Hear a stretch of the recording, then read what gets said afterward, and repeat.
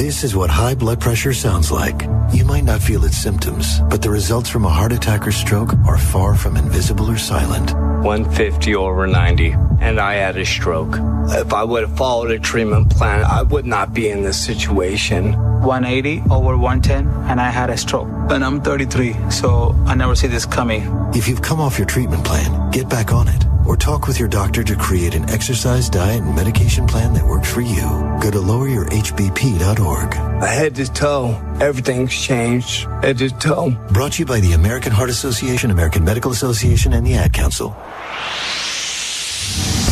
And welcome back to Tower Talk Business Radio, powered by the Nassau Community College Foundation on the voice of Nassau Community College, 90.3 WHPC. I'm your host, Donyshia Boston-Hill, along with Ray Schwetz, and our guest today is Beverly Fortune, a fortune like no other. She is the Chief Operating Officer of Morey Creative Studios, and we're back. So, Beverly, you hear a lot of tips and you get a lot of advice along the road. What would be the top 3 business tips that you would give any professional that you meet?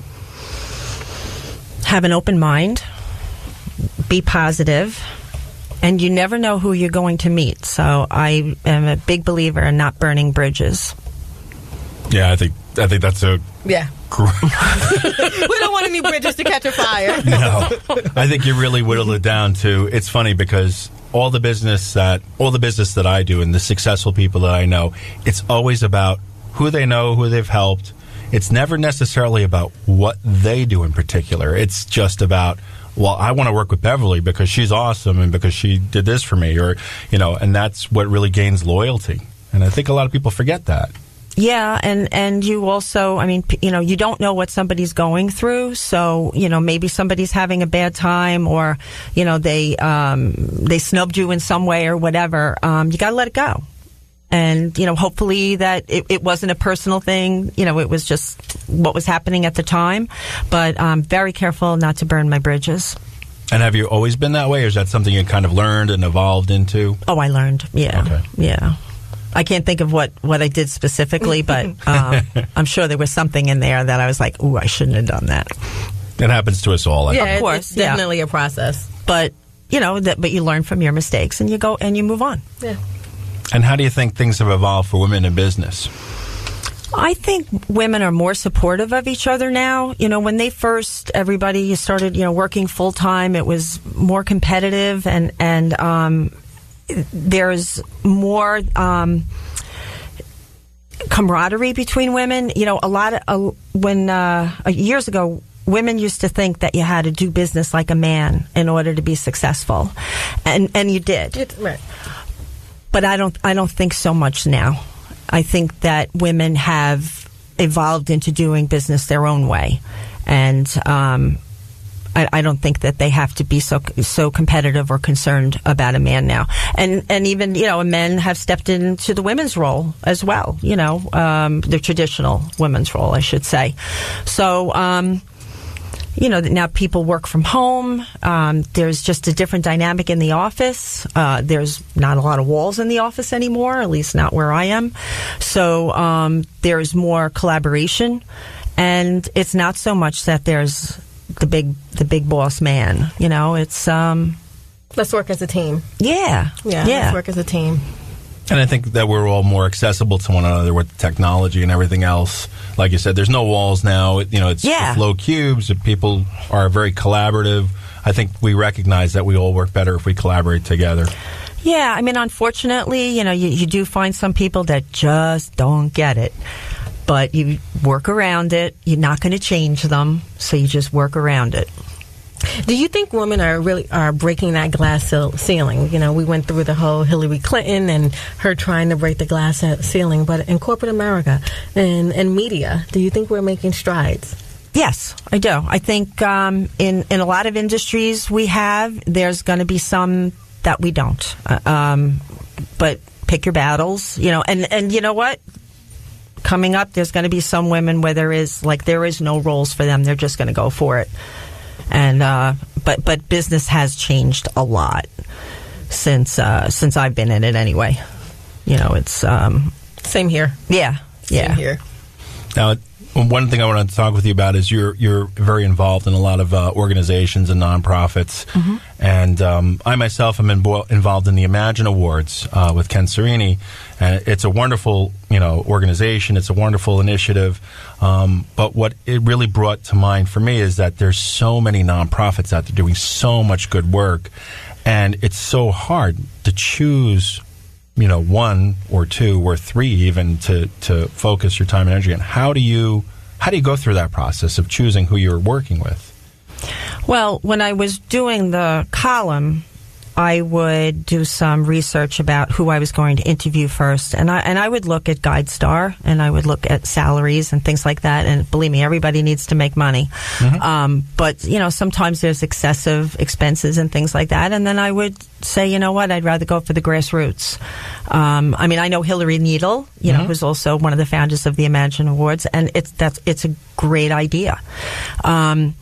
I think some of the nonprofits on Long Island, and it is happening now, they are folding into each other and, consolidating. And I think that's important because I believe there's more than 1,600 nonprofits on Long Island. And yes, that's a lot. That's a lot. That's a lot. Yeah, but there is more collaboration. And I think that's absolutely. One of the things Ken and Hillary wanted to make sure happen is that, a lot of the nonprofits are getting in the same room together. Yes. It's not necessarily just about the awards and competing for an award. It's more getting the word out about what they do and how they can help one another. And again, I think that's changed as well, that it used to be very territorial. Like, that's my grant money, that's mine, stay out of this. I think they're much more collaborative now, which is a good thing. Now, how is it for publishing and for what you do? I imagine, it's a different industry than it was before. I mean, how competitive is it now, or is it more collaborative? How is the environment now? You mean with the nonprofit community? Or? No, I'm sorry, and I did kind of switch gears there. Stay the course, right? I am, yeah. We are focused on women. I'm all excited. Let me just jump in here. I want to focus on the beauty ball. Can we stay with the nonprofit? We can go back to that. And then we'll come back to that? We can go back to that, We'll sure. go back to that. So, ladies and gentlemen, if you have not attended the Long Island Beauty Ball, let me tell you something. Can I go? We'll welcome you. We'll welcome you in. Right. But, men are welcome. Okay. And we'll take your cash, right? Right, Beverly? Of course. We'll take the money. Yeah. But it is a woman's treat. I'm staying home. It is a woman's treat. So I'm teasing. Send your wife. But Okay. it is a woman's treat. How did that come about, and how did you get involved in that, in the beauty ball? Well, somebody introduced me to Carla Waldron, and Carla is one of the sisters. There's 5 sisters that started the Mondays at Racine nonprofit, and they're in the beauty industry, and their mother got breast cancer. And went to a salon before they opened theirs, and they started washing her hair. Her hair started coming out, and the beautician was like, "Ooh, I think you need I don't want to do this anymore." And the mother was devastated and went into a depression. And the girls decided that they wanted to do something about that so that nobody felt that way. So they started opening up their salon, Racine's in Islip, every Monday to anyone who's undergoing chemotherapy or radiation treatment, man, woman, child, doesn't matter. Wow. And they get free services. And at the time, I think it was in 2013, HBO became aware of it, and they filmed a documentary called Mondays at Racine, which was nominated for an Academy Award. So the girls were looking to, they did a big event that year with HBO, the traditional sit-down dinner. And then they did it again the next year, and then I was introduced to Carla. And I said, I really think we need to mix this up. I think the traditional gala is kind of, let's do something different. So we started brainstorming about experiences. So we came up with a whole menu of experiences, and we got all of the salons involved, and it's a really awesome night. It's a treat. Yeah. It's a treat yourself, feel good night. Yeah. And we raised over $240,000 this year. Nice. Oh, wow. In one night. And we have about 13 charter salons on Long Island that open up in their neighborhood on usually a Monday or a Tuesday, and they see the people in their neighborhood who have cancer and provide those services. And we're now working with some unions so that if someone is diagnosed with cancer, they would get this in their HR packet that this service is available to the family for nothing. And they do, not just haircuts, they do yoga, they do meditation, they do Reiki, a plethora of services, nails, hair color, everything is organic and chemical free, and it's a really beautiful organization. It definitely is. And I can just say that it is a party with a purpose. Yeah. And you have a great time. And it feels good to hear and actually meet some of the people that are giving back, but also are partaking in some of the services that evening. I attended along with some of my staff, and we didn't know what to expect. We came in, I had my, my pseudo ball gown on, and I said, this is not the traditional event. So, touche to you, Beverly, Thank for you. switching it up a little bit. But I will be back again this year, and we're going to bring some more people. Cool. And Ray, too. Yeah, they have stuff for you. We have a men's Monday Night Football. We had the Giant Operation game. We had virtual reality. Okay. We have a psychic lounge. There's all kinds of things for you guys to do, too. There were psychics. There were mediums. I've learned a lot about myself that evening. I said, aha. I have my year charted out for me. Sounds good. All right. I'm off the couch. I'm there. You're there. You're there. Now, what type of advice would you give to nonprofits?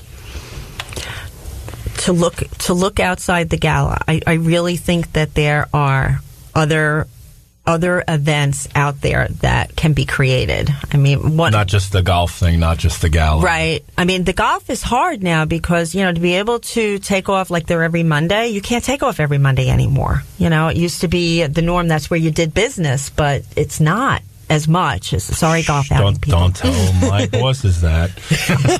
Honestly, if I can say, as part of the board of Nassau Community College Foundation Board, we now have on new to the board, Ann Weber Hughes, who's the Suffolk County medical examiner, who's so interesting.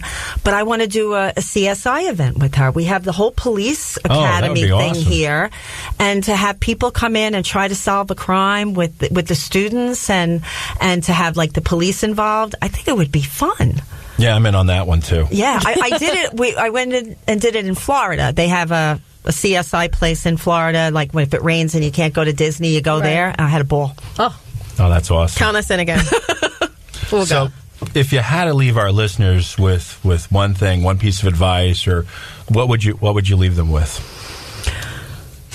Well, for the younger people, for college kids, I would say that coming from the media, if you can be successful in interviewing people and writing, you can do anything. It will serve you in any profession that you go into. You'll be able to talk to people, ask questions, answer the questions, and write about the questions. So I think, the radio station is very important. Journalism is very important. And all of these skills that you learn, even if you're going to be a botanist or a whatever, take a journalism course and learn how to write and how to interview people, and the doors will open. That's pretty cool advice. And where can our listeners find you? You can go to moreycreative.com, on Facebook, Beverly Fortune. I am Twitter, Beverly Fortune, but I really don't tweet. Sorry. But I was waiting for you to ask me this one question. Oh, go for it. Answer it before we jump out of here. You said you were going to ask me if this was next year, if we were sitting here, and what did we achieve together? Yes. So I think that you and I should produce the largest business networking event on Long Island. I'm in. I think we could have between 2,000 and 3,000 people and just really blow it out. Done that sounds like it. Yep. You heard it here first, ladies and gentlemen. All right, and we're going to close on that. So we'd like to thank our guest, Beverly Fortune, Chief Operating Officer of Morey Creative Studios. Thanks for coming on the show today. Thank you. This was great. Thank you. We'd like to thank you for being with us. My name is Ray Schwetz, along with Donyshia Boston-Hill, your co-host and producers. The creative director of Tower Talk Business Radio is Rudy Breedy. This is an NCC Foundation Business Leaders Council production. Visit ncc.edu/WHPC for more information. Available on iHeartRadio as a podcast on iTunes, Android Podcasts, and Spreaker. This has been Tower Talk Business Radio, powered by the Nassau Community College Foundation on the voice of Nassau Community College, 90.3 WHPC. We'll talk with you next week.